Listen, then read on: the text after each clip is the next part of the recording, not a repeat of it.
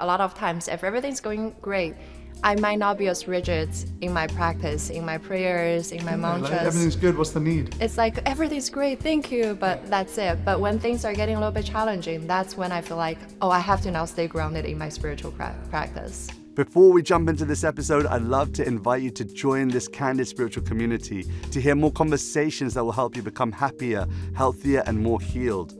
All I want you to do is click on that subscribe button because I love your support. I love seeing all the comments pouring through, all the love pouring through, and we're just getting started. I can't wait to go on this journey with you, whether you're a spiritual seeker or you're just curious about the topic. And we really hope that our conversations will provide you food for thought and inspiration for your own spiritual journey. So join us for honest, candid discussions about spirituality for soul's sake. For soul's sake, for soul's sake. Hello and welcome to another episode of For Soul's Sake, a conversation in which I bring to you the best in wellness, the best in yoga, the best in spirituality, the best in all things alternative. Are you ready for another conversation? I am. Today I'm bringing to you an amazing person, someone who used to be Miss Shanghai and then went on to become a yoga meditation teacher. And the only other cool thing I know about her is that she loves donuts.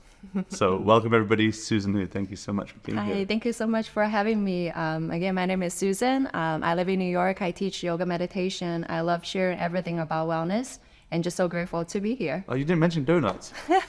I figure, have you been to Donut Plant yet in New York? I've been many times to Donut Plant, yeah. It's literally one of my favorite places. And these days I teach yoga teacher training here at the Bhakti Center in the East Village.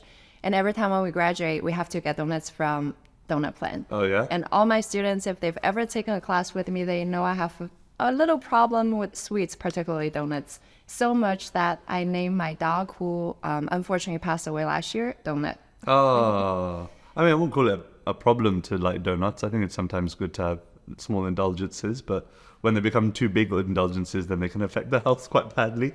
But hey, I'm not here to complain. If you love me, send me a donut. I'll give you my address in the comment section, and also for Susan as well. Yes, please. Particular flavor? What's the flavor? vegan chocolate one would be my Vegan choice. chocolate. Are you vegan? Yes. Oh wow. Okay, cool. So from Miss Shanghai, yoga meditation teacher. What's going on there? Somewhere there's something happened. So basically all my life I always loved traveling. I loved movement. When I was like 4 years old, I used to dance. But then along the way, somewhere there, my parents were like, oh, you're smart, keep going to school. So I just kept going to school. And when I was in college, there was 1 year they were having this pageant, Miss Shanghai. And if you get into the finals, they told you would go to Australia. And I really wanted to go to Australia, which I still have not been to this Oh day. my god. But I'm not either, so Yeah. send us to Australia, people. and with donuts. And somehow I think because I was very different from everyone else, so I was very fortunate and won that title. So that was a How very, old were you at that time? I was 19, 20. You And get to go to Australia. I did not. I still haven't been. They lied. Right. It turned out everything was just in a hotel in a sort of suburban area in Shanghai. My. We recorded there for like 9 weeks. It was a great experience and I got to meet a lot of people. But I didn't get to go to Australia. And it was actually so interesting because it was around that time I took my first yoga class ever. It wasn't serious yoga at all. In preparation for this Miss Shanghai? No, it wasn't. It was After. once I won, I was a full-time engineering student at the time in college. Okay. But I had to, take a lot of times off to just do my job. So I took this PE class. It was a yoga class, and it was taught by my cheerleading coach. So I could skip all my classes and still get an A. And that was my first introduction to yoga. I always thought it was so funny, but I'm sure somewhere there were some seeds planted because years later, maybe like even 10 years later, when I started to feel like I need some physical activity, yoga was the first thing that just came up. And I just thought, oh, maybe I should give this yoga thing a try. It felt very easy, not necessarily easy, it felt very natural.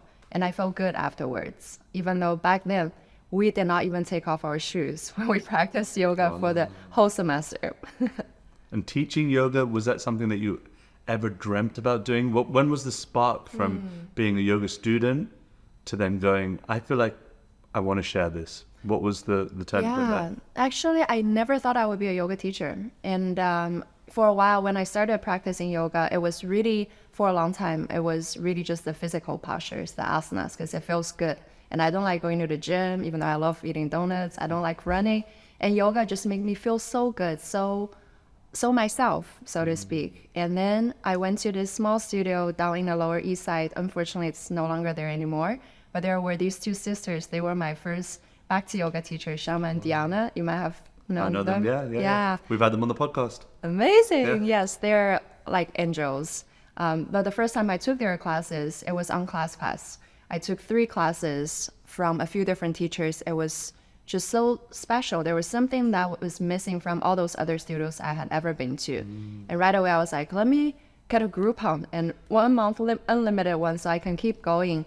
And right after that, I knew I wanted to learn from them. So I signed up for the yoga teacher training, which brought me to the Bhakti Center. And the first time I went to Bhakti Center, I had no idea how to say the word. I was like, how do you pronounce these words? But little did I know, right from there, my entire life just shifted. From the first weekend of my yoga teacher training that I took in 2016, the first weekend, I went vegan right away. And then the same week, I met my spiritual teacher, His Holiness Radha Swami. So something was definitely shifting there. And after finishing the 200 hours training, something just shifted. I very organically started teaching at a Bhakti Center. I started to manage the yoga studio for a while. And I just kept learning from different teachers, including one of my great teachers, Yogi Charu. I did probably 20 different trainings with him. He's a true yogi. If you have an opportunity, definitely chat with him. He's in the ether. A lot of people talking about Yogi Charu. I want to meet him for sure.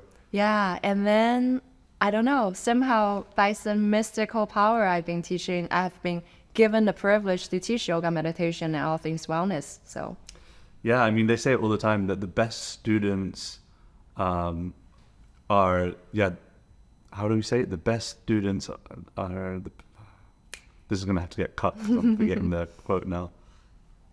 But anyway, the point is that those who are the best teachers have the best teachers. absolutely. You know, and so it's nice to know that when you're steeped in a lineage of great, leaders and educators, that means that it gives me the confidence to go, I reckon Susan's going to be a good teacher, even though I've never done one of your classes before. If you ever have an opportunity, it will be my honor. Where can I do a class with you? Mostly I teach at a Bhakti Center these days. Okay, cool. And also online a little bit as well? A little bit online on Vadi, the platform. Okay. But I do yoga, meditation, I do trainings, workshop, retreats, anything that can help you hopefully come back to who you are a little bit more. Because for me, yoga really was such a big shift in my life. Before yoga, I didn't used to live a very healthy lifestyle. I still keep some of them, such as donuts. But I used to... Show me that. This is going to be called Yoga and Donuts. This episode is now officially called that. I love that. And it's spelled the British way. Yeah, we'll do it the British way. Just like the donut plan. Yeah. Before I found yoga, I think I was pretty lost. I always knew I wanted to save the world. I want to do things good. Even when I was in high school, I used to be organizing different events for students from kindergarten to high school in Shanghai. And actually my college major was in environmental science and engineering. Oh, really? But it was kind of heartbroken when I was a freshman. I remember one of my professors told me that we have the technology, but most companies and most organizations, they would rather pay for the fine rather than doing preventative things. And to me, it was just like, then what's the point of me doing that? So from there, I had a minor in journalism, and that's what I went for. After I graduated college, I left Shanghai. I moved to Japan for 2 years for grad school. And then I moved to Indiana for another grad school. And the reason I went to so many schools wasn't because I really wanted to learn, but more so was because I was so lost. Yeah. And it's like, if I keep going to school, I'm learning something. It's going to be doing something for my life. And even after I moved to New York, I was working at different places, and it just never felt right. It's like every year I had to change a job. It's like, oh, maybe the next job will finally bring me that satisfaction. I might finally feel like I'm living the reason why I'm on this planet Earth, but it never really happened until I found yoga. I started to really finding that inner satisfaction that's nothing external can bring. Yeah. It seems like that people who don't know what they want to do with their life, they either go down one of two paths. One is they either go back to school in some sense, like they go and do a bunch of degrees, or they go and study with various different types of teachers, etc. And the second is people that just end up doing a load of stuff, like having a bunch of experiences, and then from that experiences bump into what they should be doing in their life, or they feel is their calling. And I think that just keeping the door open, like if you're an individual right now that is feeling in your life that you don't know what your purpose is, you don't know what your calling is, then maybe one of those two things isn't the answer. Like go and find someone under whom you can study, under whom you can learn. A qualified teacher. A qualified teacher.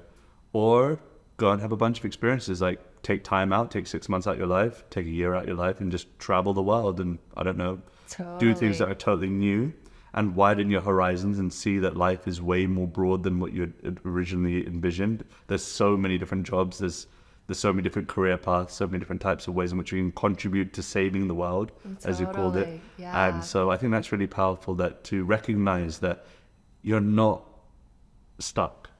Absolutely. There's an option. Go and find a teacher. Start there. I love what you just said, because I remember that shifting point when I started to do my yoga teacher training the same weekend when so much happened. I remember that time in the morning, the first day of the training, I opened up my journal. I was just journaling. I'll be open to whatever that's coming. And I had no idea what was coming. And now looking back, I was like, whoa. Yeah. That was the moment when shift started to happen. Yeah. Yeah. I mean, we learn more from rock bottoms than mountain tops.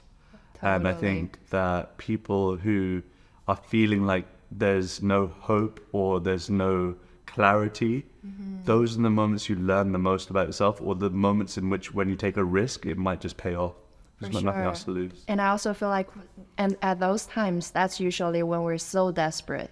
We're so open to really tap into the deeper wisdom that we probably normally would not be quiet enough to receive. If everything's great, sad to say, but I feel like, at least for me, a lot of times, if everything's going great, I might not be as rigid in my practice, in my prayers, in my mantras. Like, everything's good. What's the need? It's like, everything's great, thank you, but that's it. But when things are getting a little bit challenging, that's when I feel like, oh, I have to now stay grounded in my spiritual practice. Yeah.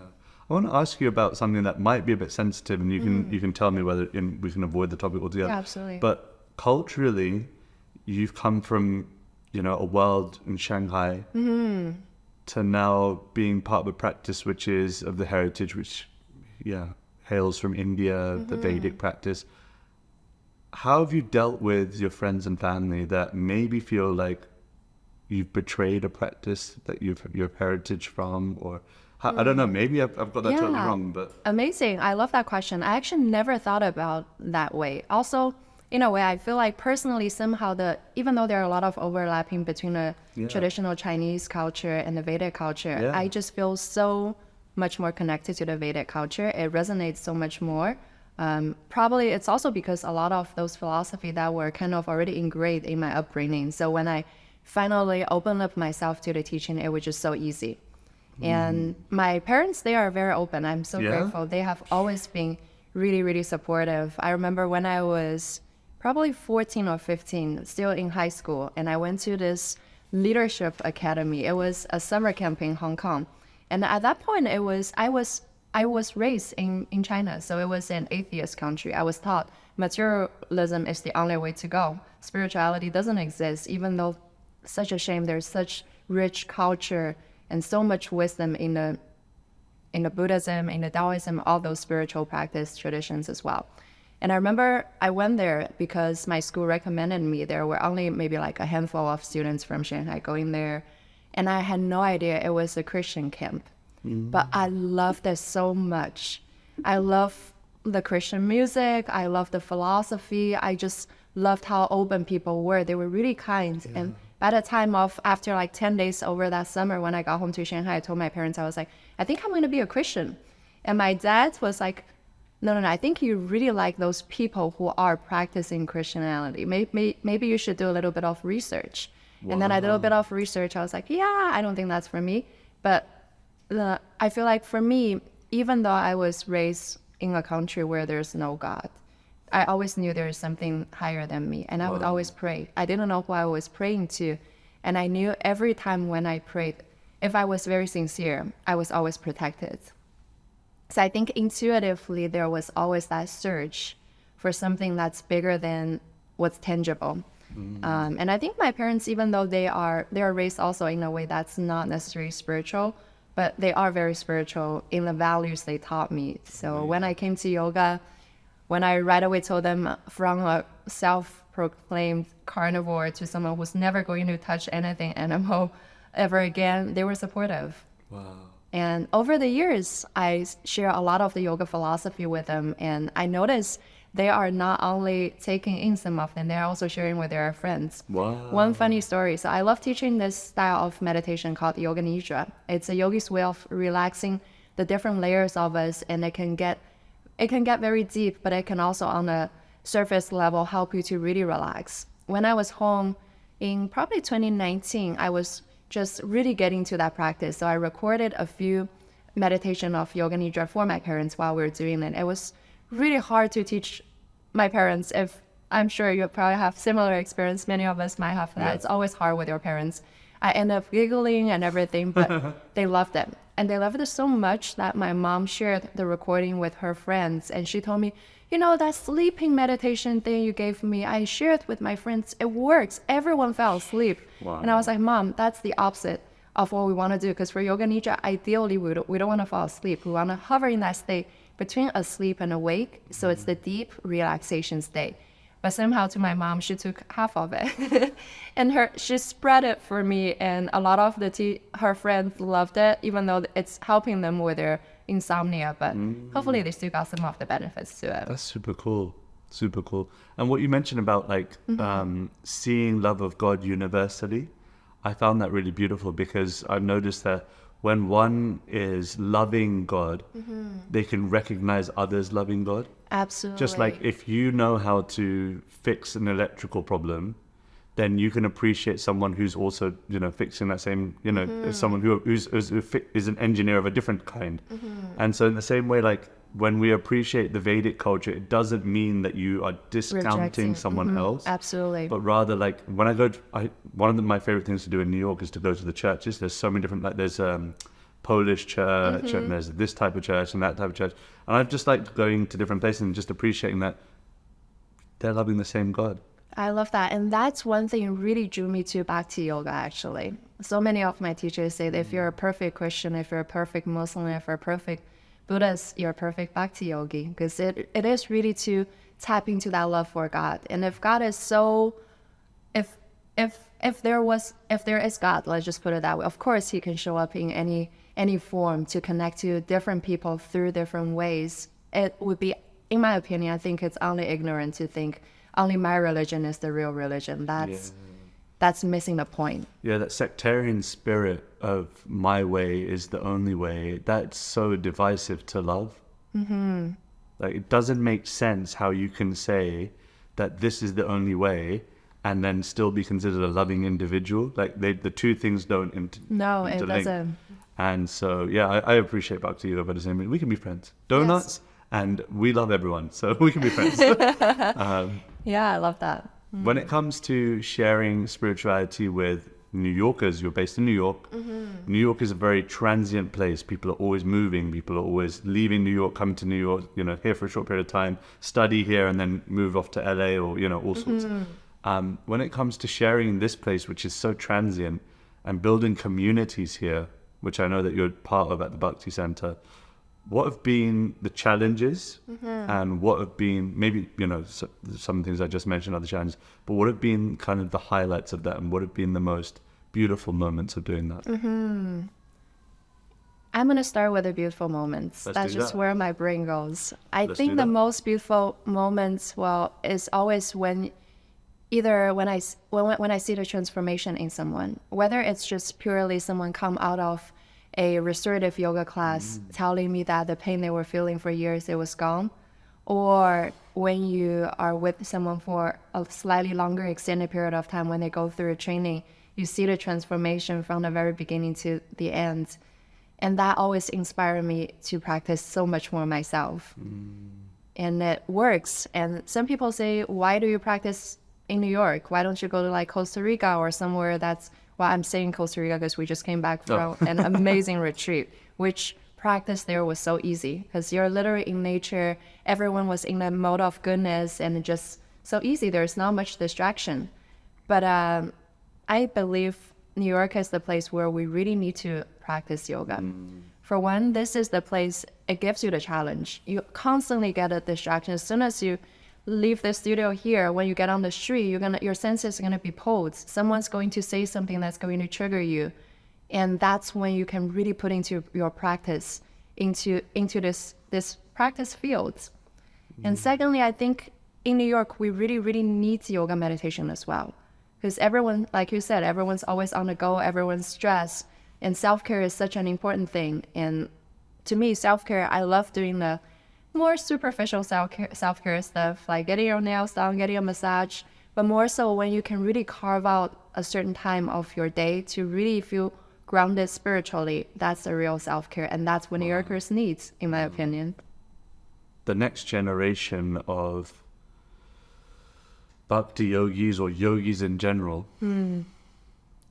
do you have a vision for that? Do you have because now you've been through a journey where you really appreciate the practice. And as time goes, the way in which that practice is submitted and proclaimed changes. Bhakti yogis of the 60s and 70s are a certain style. Bhakti yogis of our generation are going to be of a certain style, and yogis of the future are going to change also. Do you have a desire for how you wish yoga to be presented authentically and how we can keep that going? Yeah, absolutely. I hope yoga can be presented more holistically. Because in New York City, even when I first started practicing yoga, it's just a partial representation of yoga. It's only the asanas. If you can stand on your hands, if you can do a full split, then you're doing yoga. But that's really just a small part of one of the authentic path of yoga. And I hope more people can really come to understand yoga as more of a lifestyle, more of a philosophy to live by. Because personally, for me, that's really when the shift starts to happen.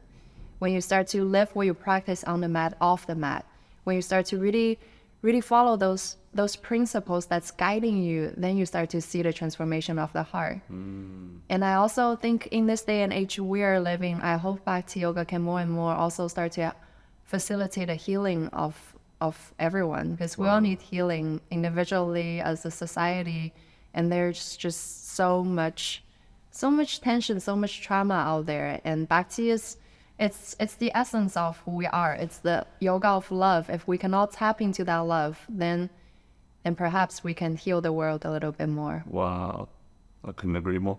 We're birds of a feather, so I agree with you. You mentioned Yoga Nidra as being one of your favorite practices. Do you have a Bhakti practice that you really like? Wow, kirtan. Yay. Can you tell us a little bit about kirtan? I think anyone that knows me or that's listening to this will probably already know it. But yeah, chanting of divine names, which helps one to realize that the true self is not the body and not the mind, but something divine.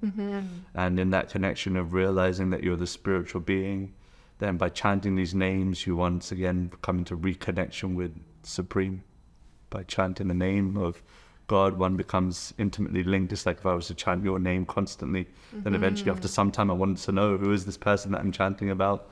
So in the same way, kirtan, which means to glorify, to chant these names that glorify, one becomes once again reunited with the Supreme. So that's one of your favorite practices? That's so beautiful. Yeah, that's one of the things. I think you can find kirtan in different cultures as well. Just like earlier I was saying, even with Christianity, when you go to church, there's that's the Sunday practice. God's name. Yeah, definitely. And of course japa as well, because I feel like for me, Ayurvedically speaking, I'm a very vata person. I'm a vata pitta, so I'm always on the go. I'm always having a lot of things going on. I feel like japa was one of the first meditation practices that really grounded me, because you're engaging so many of the senses. You're like chanting, you're listening, you're touching the things.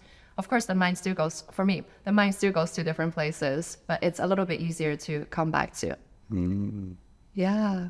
This has been really cool.